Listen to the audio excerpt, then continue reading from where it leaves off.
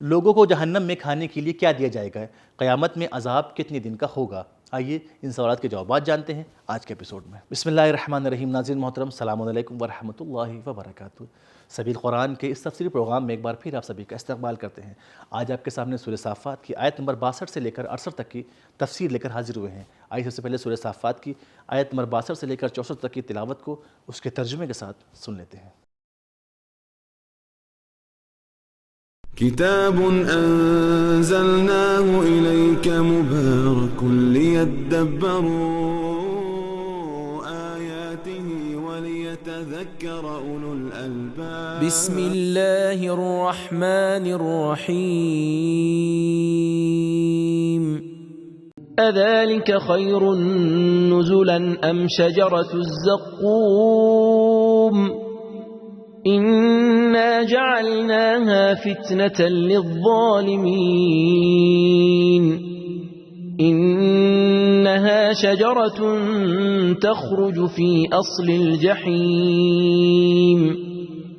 بھلا مہمان کے واسطے یہ سامان بہتر ہے یا تھوہڑ کا درخت؟ بے شک ہم نے اسے ظالموں کے لیے آزمائش بنایا ہے۔ یہ وہ درخت ہے جو جہنم کی تہ میں اگتا ہے۔ اب آئیے سورہ صافات کی ان آیات کی نکات کو بھی جان لیتے ہیں۔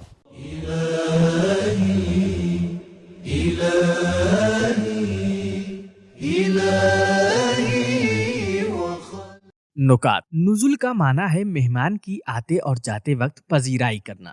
زقوم ایک زہریلا درخت ہے جو صحرا میں اگتا ہے۔ اگر اس کا پتا توڑا جائے تو اس میں سے ایک شیرہ نکلتا ہے، اور اگر وہ بدن کے کسی حصے پر لگ جائے تو ورم ہو جاتا ہے۔ سورہ دخان کی آیت نمبر 43 میں ارشاد ہوتا ہے، ان شجرۃ الزقوم طعام الاثیم کالمحل یغلی فی البطون کغلی الحمیم۔ بے شک تھوہڑ کا درخت گنہگاروں کا کھانا ہے جو پگھلے ہوئے تانبے کی طرح پیٹوں میں کھولے گا۔ خداوند رحمان الرحیم نے اپنے بندوں کے لیے، اپنے چاہنے والوں کے لیے ان آیات میں کچھ اہم پیغامات رکھے ہیں۔ آئے سن لیتے ہیں ان اہم پیغامات کو بھی۔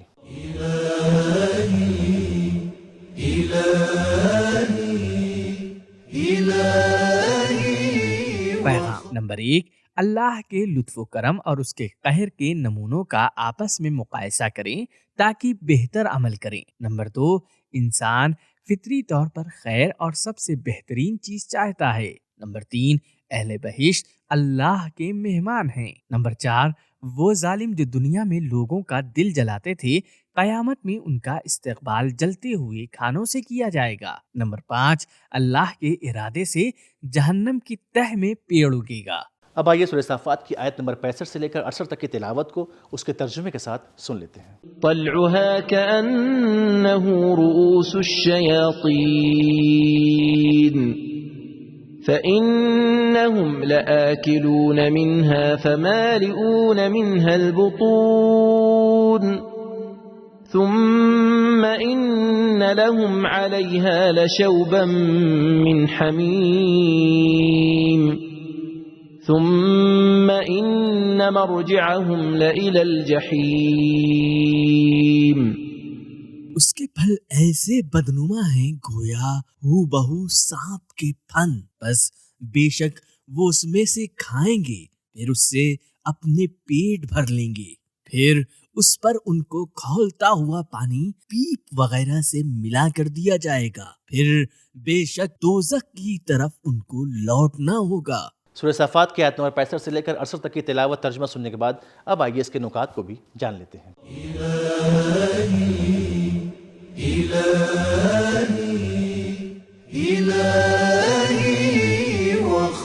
نکات۔ طلع کا معنی ہے کھجور کا پھول، گویا پھل نکلنے کا وقت ہے۔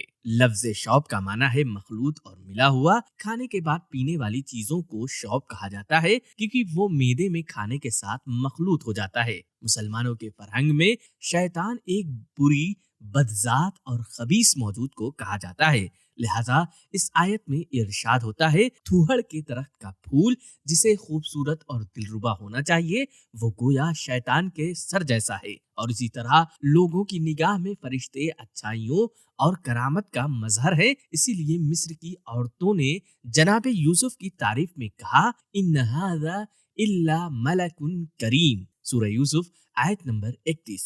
अब आइए सूरह साफ़ात की आयत नंबर 65 से लेकर 68 तक के पैगामात को भी जान लेते हैं।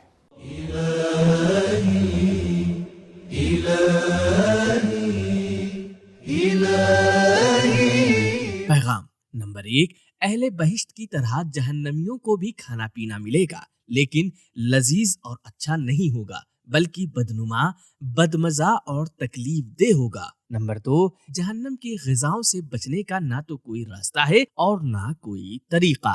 नंबर 3, जहन्नमियों को इतनी शदीद भूख लगेगी कि वो बदतरीन ग़िज़ा से अपना पेट भर लेंगे। नंबर 4, क़यामत का अज़ाब चंद दिनों का नहीं है, बल्कि जहन्नम हमेशा का ठिकाना है। सुम्मा इन्न मरजिअहुम लइलल जहीम, शायद जहन्नमियों को थूहड़ खिलाने और खौलता हुआ पानी पिलाने के लिए दूसरी जगह ले जाया जाएगा और फिर वापस उनकी पहली जगह लौटा दिया जाएगा। तो नाज़रीन, हमने जाना कि जहन्नम में खाने के लिए ज़क़ूम यानी थूहड़ का दरख्त होगा जो पिघले हुए तांबे की तरह पेट में घुलेगा, और जहन्नम का अज़ाब चंद दिन नहीं बल्कि हमेशा का है। तो हमारा आज का एपिसोड ये ख़त्म हुआ। मिलते हैं अगले एपिसोड में, तब तक के लिए खुदा हाफिज़। सबील कुरान, कुरानी समाज की पहचान।